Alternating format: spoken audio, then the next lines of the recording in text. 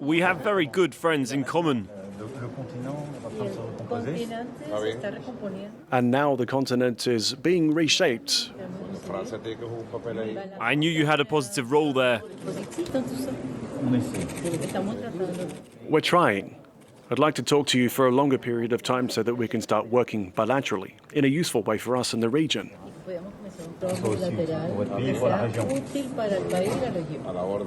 At your service. At the conference that you have, there's an envoy over there, Jorge Rodriguez, who you can speak to with absolute confidence. And joining me now is Christopher Sabatini, a Latin American specialist at Chatham House in London. Thank you so much for your time.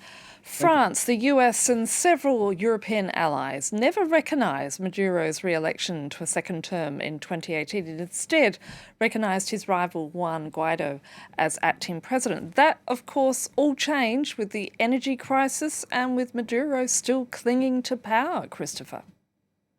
Well, yeah. What happened was in 2019, the then opposition-controlled National Assembly elected Juan Guaido as the constitutional interim president. About 60 governments recognized him. That's now shrunk down to 9 governments. And according to their own election, his term will expire in January of next year. So basically, this deadlock since 2019 between 2 competing governments and international recognition has really not moved anywhere at all. The hope was that Maduro would collapse. And so what Macron's trying to do is insert himself, which is good in a deadlock situation, to try to broker some sort of deal that can lead to some form of transition and perhaps probably more likely a focus on the 2024 presidential elections.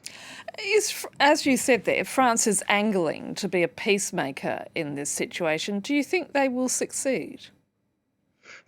Right now, negotiations have been suspended. There were negotiations between the opposition and the government in Mexico, and the government of Maduro's government broke the negotiations because the U.S. had arrested, actually extradited, basically a diplomat and a money man for the Maduro government who'd been involved in all sorts of corruption. So they've been on hold. I think it's, to be honest, I think any sort of initiative is welcome right now because nothing has moved. The conditions have deteriorated in Venezuela. More than 6 million people have left Venezuela. The refugee crisis is tearing at the region. I think there is a moment right now, and at the same time, you have a wave of leftist presidents that have been elected in Latin America. They're going to try to broker something. And there's some concern with some of them that they'll go easy on Maduro, sort of let him off the hook on what many people are claiming could be crimes against humanity and attacks using state agents to attack and round up opposition leaders and jail them and torture them. So I think there's a sense that let's try to see if there can be a European role in this, because at the same time, the U.S. has sort of burned its bridges. It slapped full sanctions on the country and really is having a difficult time rolling them back within its own political context. But is Maduro's days numbered, Christopher? Probably not, actually. He is a wily political operative, quite frankly. And at the time, in 2019, since the economy was really nosediving, it had shrunk by almost 2/3. But now it's actually started to grow a little bit, in part because of demand for the oil and the higher price of oil, in part also because they've dollarized the economy effectively.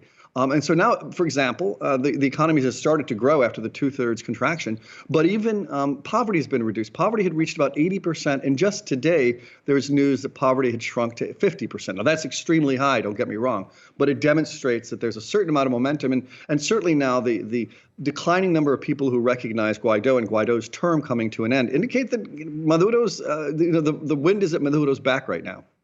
And what has happened to Juan Guaido in the meantime?